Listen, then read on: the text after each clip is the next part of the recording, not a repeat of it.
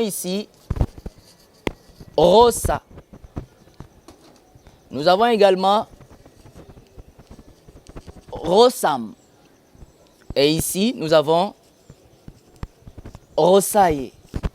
Attention, je viens de parler de la morphologie. On nous dit la morphologie en outre est appelée la science de forme. C'est quoi son étude?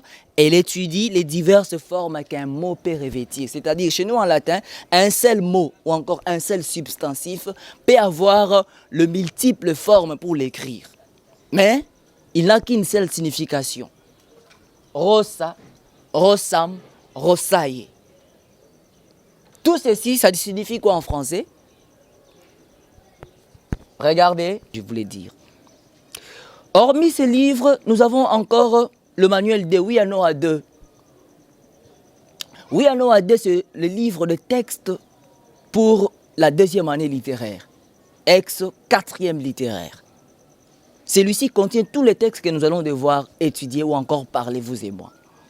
Et qu'est-ce qui s'était passé? Nous avions dit, vous et moi, que le latin, c'est-à-dire le peuple latin, vu qu'il parlait latin, au centre, il n'y avait que le latin qui était parlé, pas autre dialecte. Et au nord, il y avait l'Orskwe, au sud, l'Ombrion. Suivez Excellence TV. Excellence TV. Excellence TV. Excellence TV. Excellence TV. Oh, Excellence TV, la force de l'imagination créatrice. Il n'y a pas mieux. Abonnez-vous. Abonnez-vous. Abonnez-vous.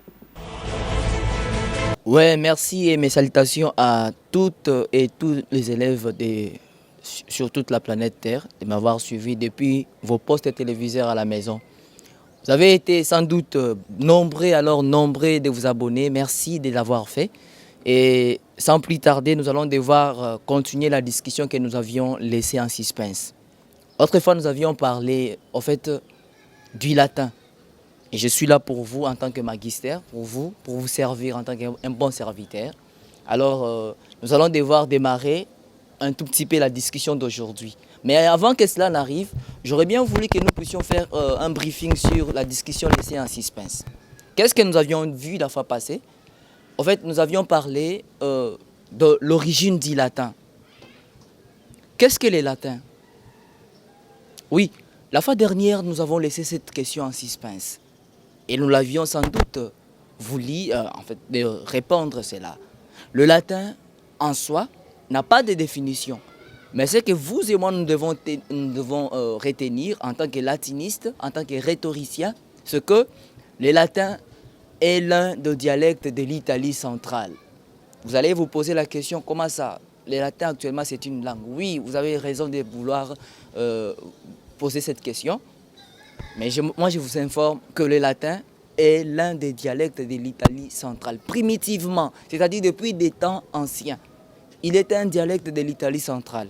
Alors, d'après le croquis ou encore le dessin qui est au tableau, vous allez découvrir ensemble avec moi et confirmer ce que je vous dis.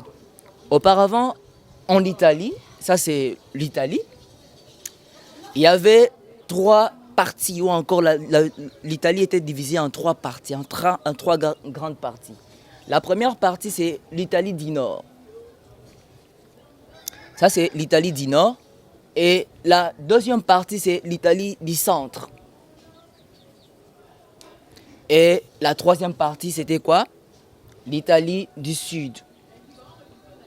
Et de ces trois grandes parties, nous comprendrons, vous et moi, que le latin était un dialecte de l'Italie centrale.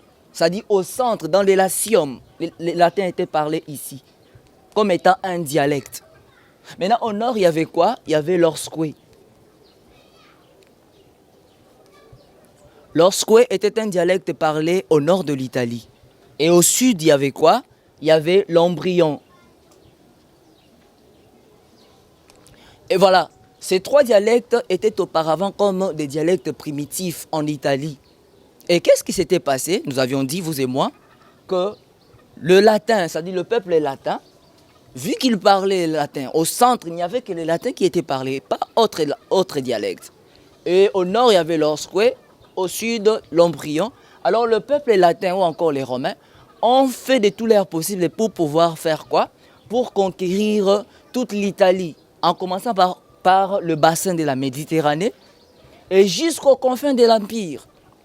Et sans vouloir vous vexer, vous allez comprendre et suivre, vous et moi, que les latins a fait de tout son possible pour pouvoir devenir une langue. Et c'était grâce aux Romains eux-mêmes. Ils ont fait tout pour d'abord conquérir tous les bassins de l'Italie, en commençant par le centre. Ils sont allés au nord, ils sont revenus au sud. Et tout ce qu'ils ont fait, c'était juste pour valoriser leur dialecte. Et voilà, le latin, ou encore le peuple latin, a fini par conquérir tous les bassins de la Méditerranée. Et cela a ramené de l'ampleur, ou encore a donné de l'ampleur à leur dialecte qui est devenu une langue. C'est ce que nous avons vu la fois passée. Et le latin est à la base de quoi, chers camarades? Nous disons que le latin actuellement est la mère des langues. Comment? C'est parce que le latin a donné naissance aux langues romanes. C'est quoi les langues romanes? La fois passée, nous avions parlé de ça. Les langues romanes, ce sont des langues issues du latin, c'est-à-dire les langues que le latin a donné naissance. Quelles sont ces langues? En fait, ce sont des langues que toi et moi nous parlons. Elles sont appelées les langues romanes. Quelles sont ces langues romanes? Nous avons d'abord le français. En fait, le français, toi et moi, nous en parlons. D'ailleurs, effectivement, Magister Félix est en train d'en parler. Et toi aussi, tu en parles à l'école. Non seulement le français, nous avons l'espagnol. L'espagnol. Non seulement l'espagnol, nous avons l'italien. Au Vatican, on en parle. Actuellement, on en parle au Vatican. Non seulement l'italien, nous avons les roumains. Le roumain, le portugais. Au fait, il y en a beaucoup. Toutes ces langues sont appelées les langues romanes, c'est-à-dire les langues que le latin a donné naissance. Elles sont parlées presque partout, au monde entier. Mais faites attention, ne confondez pas les langues romanes à des langues germaniques, telles que l'anglais. Vous allez vous poser la question, vous allez vous dire intérieurement que l'anglais est une langue romane. Non, ne commettez pas cette erreur. L'anglais est une langue germanique. Elle ne fait pas partie des langues romanes. Les langues romanes, ce sont des langues que le latin lui-même a donné naissance. Voilà ce que nous avons vu la fois passée. Et on peut vous poser une question. Mais pourquoi est-ce que vous faites la littéraire? Pourtant, le latin est une langue morte. Faites attention. Ne restez pas calme. Répondez sans hésiter. Dites ceci. Le latin n'est pas une langue morte. Le latin est vivant. C'est une langue qui est vivante. Comment est-ce que c'est possible? Parce qu'on n'en parle plus. Oui, ça c'est ce que les ignorants disent. Faites attention, vous êtes latiniste. Le latin est une langue qui est vivante. Il est parlé également. Comment est-ce qu'il est parlé? Il est parlé à travers des langues qu'il a donné naissance, telles que le français. En français, il y a des mots que nous utilisons. Je peux vous donner un exemple. Nous avons NB. Rappelle-toi quand tu es en classe, quand le professeur dit NB, sans vouloir te flatter, tu as toujours l'habitude de dire Noko Bernard, Noko Benoît. Et parfois même Nota Bene. N'est-ce pas que c'est les latins? Et voilà, nous comprenons que nous parlons le latin en miniature. Oui, c'est vrai qu'il a perdu son ethnicité linguistique, c'est-à-dire les ethnies qui peuvent lui parler. Mais il est vivant à travers son expression écrite et il est parlé également à travers des langues qu'il a donné naissance, telles que le français, l'espagnol, l'italien, le roumain, les provinciales, etc. Mais sauf l'anglais. L'anglais n'est pas une langue romane. Toutes ces langues sont appelées des langues romanes. Qu'est-ce que nous pouvons retenir là-dessus? C'est que primitivement, c'est-à-dire depuis des temps anciens, le latin est l'un des dialectes de l'Italie centrale. C'est-à-dire, il était un dialecte auparavant, quand le peuple romain a franchi toutes les barrières pour pouvoir conquérir le bassin de la Méditerranée, l'Italie d'abord, jusqu'aux confins de l'Empire. C'est à ce moment-là que le latin a fait son ampleur pour devenir une langue. Il a donné naissance à toutes les langues que toi tu parles. Partout où tu te trouves dans le monde, sur toute la planète, nous avons le français, nous avons l'espagnol, nous avons l'italien, le roumain, le provincial, etc., etc. Toutes ces langues sont appelées des langues romanes. Et si on t'a posé la question, pourquoi est-ce que tu fais la littérature et pourtant la langue latine n'est pas parlée, tu dis ceci. Non, le latin est vivant, il est parlé à travers des langues romanes et aussi il est écrit par son expression écrite, on l'écrit. Et c'est bien sûr, il a perdu son ethnicité linguistique, mais plutôt il est parlé et il est vivant. C'était la discussion que nous avons entamée la fois passée et je vous avais promis qu'aujourd'hui nous devrions passer à une nouvelle laissons encore un nouveau sujet. C'est quoi le sujet d'aujourd'hui? En fait, nous allons aujourd'hui parler de la division de la grammaire en latin. Notons et retenons en tête que le latin, c'est le français en miniature. Comment? C'est parce que nous parlons le latin en français. Tout ce que nous apprenons en français, c'est ce que nous apprenons également en latin. Ok? Alors aujourd'hui, nous allons devoir parler de division de la grammaire. C'est que la grammaire nous réserve, puisque le latin, c'est le français en miniature. Tout ce que nous voyons, je reprends, tout ce que nous voyons en français, c'est ce que nous verrons aussi en latin. Sauf chez nous, en latin, il n'y a pas d'article. Nous avons les noms, nous avons les pronoms, nous avons les adjectifs, nous avons les adverbes, nous avons les interjections, nous avons les conjonctions, sauf les articles que nous n'avons pas en latin. Et tout cela, nous allons devoir les apprendre pendant notre discussion. Et pour ce faire, n'oubliez pas de vous abonner. Abonnez-vous massivement sur l'actuelle chaîne, la chaîne par excellence, Excellence Télévision. Abonnez-vous massivement pour pouvoir nous suivre partout où vous serez dans le monde. Suivre les cours de latin en ligne. N'oubliez pas de vous abonner et puis d'aimer la page. N'oubliez pas ça. Aujourd'hui, nous allons devoir parler de la division de grammaire.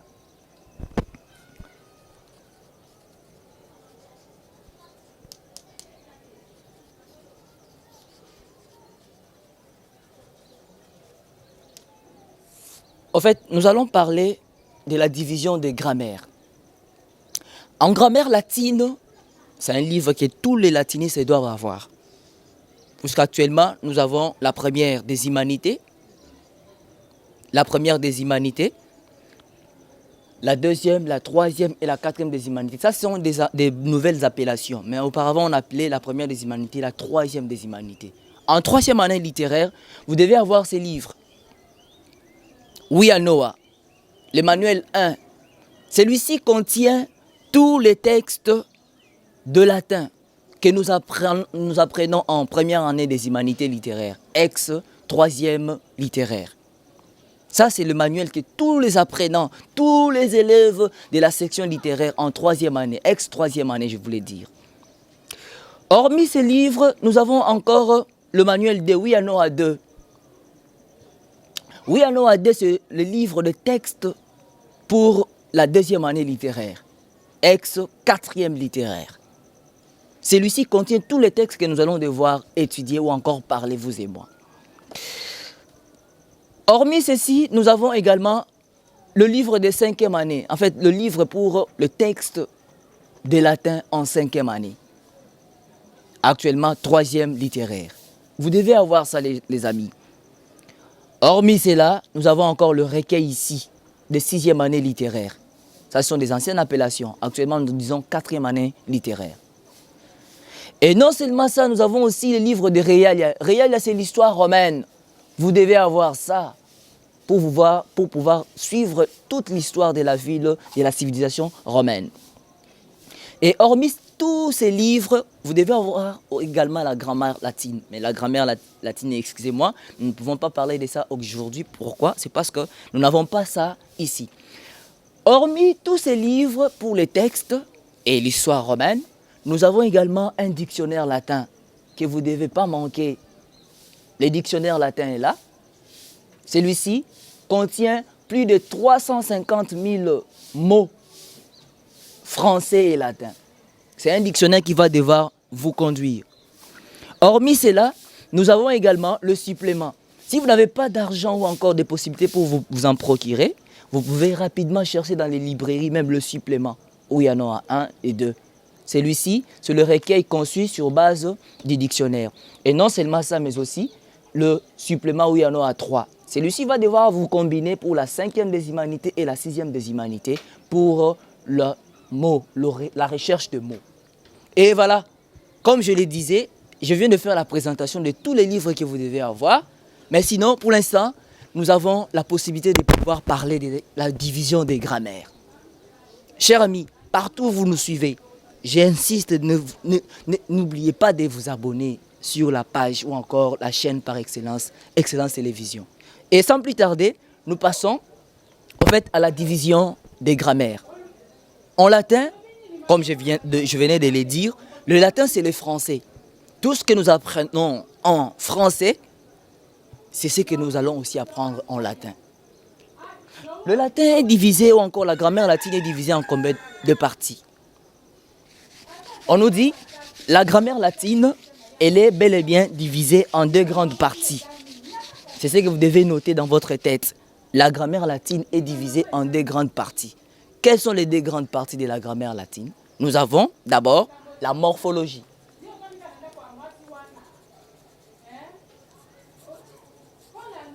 La morphologie. Hormis la morphologie, nous avons également la syntaxe.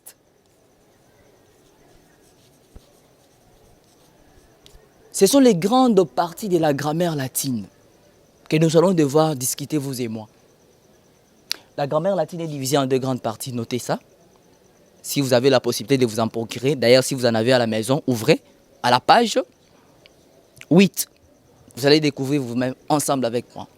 La morphologie, c'est quoi? On peut vous poser la question de la morphologie. Quand on parle de la morphologie, nous voyons le visage. Non. La morphologie, d'après notre cours, c'est quoi? En d'autres termes, elle est appelée la science des formes. La morphologie, en d'autres termes, est appelée la science des formes. Alors, c'est quoi son étude?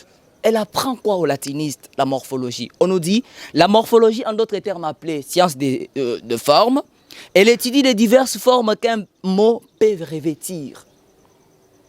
Je reprends, la morphologie, en outre, est appelée la science des formes. C'est quoi son étude?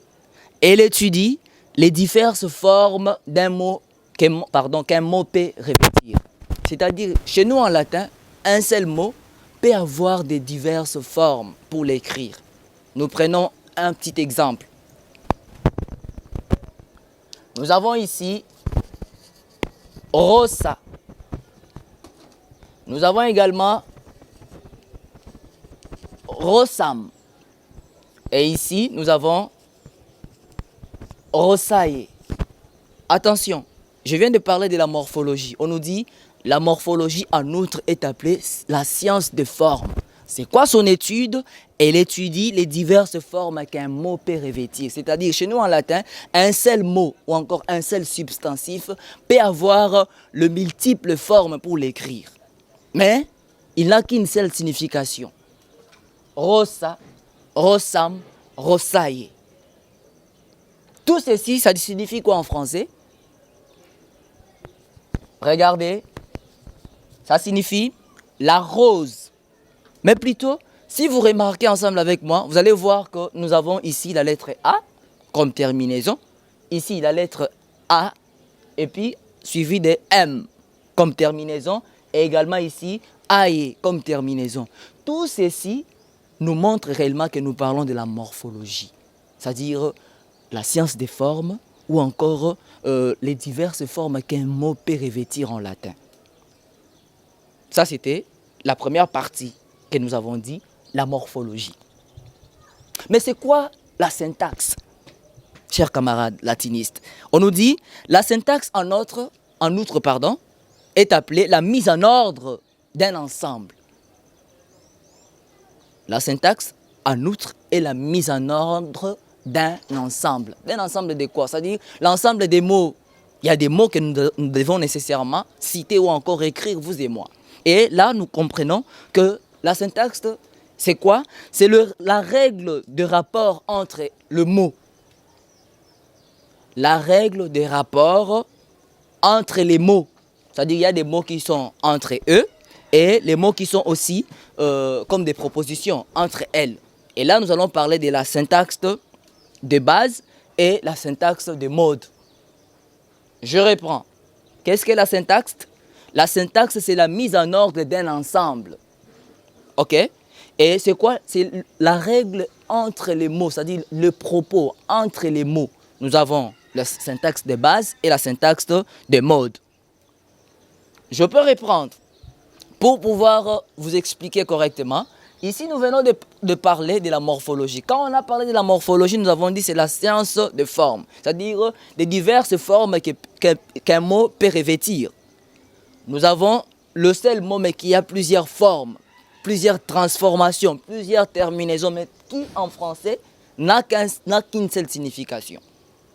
Et ici, nous parlons de la syntaxe. La syntaxe, c'est le rapport qu'il y a entre les mots eux-mêmes et aussi entre les propositions elles-mêmes. Et là, nous parlons des syntaxes des cas ou encore des bases. Alors, en français, on nous dit qu'un mot s'écrit différemment. OK? Selon qu'il représente un seul objet ou plusieurs. C'est-à-dire, un mot peut être au singulier, il peut être également au pluriel. Tel qu'une table, on dit une table au singulier. Au pluriel, on dira quoi? Des tables, n'est-ce pas? Alors, un cheval au singulier, au pluriel, nous dirions quoi? Des chevaux. Mais en latin, l'orthographe d'un mot varie aussi selon la fonction grammaticale. Ce n'est pas comme le français. Hein. Nous venons d'apprendre que le français, ou encore en français, un seul mot ou encore un seul nom peut s'écrire différemment. C'est-à-dire selon les nombres singuliers ou encore les nombres pluriels. Là, nous voyons, nous pouvons donner un exemple. Une table au singulier, des tables au pluriel. Un cheval au singulier, des chevaux au pluriel. Mais ce n'est pas le cas pour les latins. En latin, on nous dit, l'orthographe d'un nom varie aussi selon la fonction grammaticale que ces noms remplis dans la phrase. Et là, nous allons parler du sujet, nous allons parler du complément, nous allons parler des compléments d'objets, des compléments circonstanciels et consorts. Tout cela nous donne nécessairement la fonction grammaticale des noms. Qu'est-ce que nous pouvons retenir aujourd'hui, vous et moi, chers camarades latinistes, de partout au monde? Nous disons que en grammaire, nous avons deux grandes parties. Quelles sont ces deux grandes parties? Nous avons 1, la morphologie, 2, la syntaxe. Mais c'est quoi la morphologie? Je réponds. Excusez. La morphologie, on nous dit, la morphologie, c'est la science des formes en outre. Pourquoi est-ce que nous l'appelons la science des formes? On nous dit, vu qu'elle est la science des formes, elle étudie les diverses formes qu'un mot peut revêtir. C'est-à-dire quoi? Chez nous en latin, un seul mot a plusieurs manières de l'écrire. Un seul mot subit plusieurs terminaisons. Mais il n'a qu'une seule signification en français. C'est ça la morphologie. Mais qu'est-ce que la syntaxe? On nous dit, la syntaxe est la mise en ordre d'un ensemble. C'est-à-dire, il peut y avoir des rapports entre les mots ou encore entre les propositions. Et là, nous parlons des syntaxes de base et aussi de la syntaxe des modes. Et pour entrer en profondeur, je viens de vous dire qu'en français, un nom s'écrit différemment, selon qu'il représente un seul objet ou plusieurs. Une table au singulier, des tables au pluriel. Un cheval au singulier, des chevaux au pluriel. En latin, l'orthographe dit nom, ok, varie aussi selon la fonction grammaticale que ces noms remplis dans la phrase. Et là, nous parlons de différents cas, de différentes fonctions. Le sujet, les compléments d'objets directs ou indirects, les compléments circonstanciels, etc., etc. Et là, la prochaine fois, nous allons devoir démarrer ou encore entamer notre discussion ou encore un autre sujet concernant les latins toujours. Mais n'oubliez pas de vous abonner, ça je l'insiste. Là, prochainement, nous verrons autre chose en ce qui concerne la partie grammaire. N'oubliez pas de vous abonner, j'insiste. Merci à tous ceux qui m'ont suivi de partout au monde. Merci au cordon boss Amen Mputu Bonzeke. Et merci beaucoup à toi, à Jump Bonzeke derrière la caméra et le grand réalisateur. Merci beaucoup. Merci à mon cœur, Iguette Imongo Ekila. Merci beaucoup à tous ceux qui soutiennent cette émission. Et mes salutations à toutes mes jolies filles. Merci, au revoir.